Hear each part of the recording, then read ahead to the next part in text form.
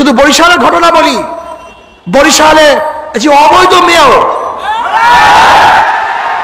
অবৈধ মেয়র, বর্তমানে ভোট ডাকাত মেয়র, এখন মেয়রের স্ত্রী নাকি বড় মেয়র হয়ে গেছে।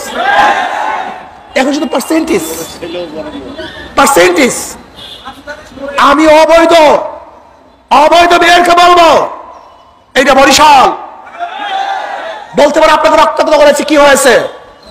আমি রক্তাক্ত করতে চাই নাই, পারতাম না তা না, কিন্তু রক্ত চায় রক্ত, জুলুম চায় জুলুম, লাশ চায় লাশ। আমরা রক্ত দিতে পারতাম, রক্ত ঝরাতে পারতাম, এই বরিশালের মাটিকে রঙিন করতে পারতাম, কিন্তু মানুষের স্বার্থে, নিরাপত্তার স্বার্থে আমরা আক্রমণ করি নাই।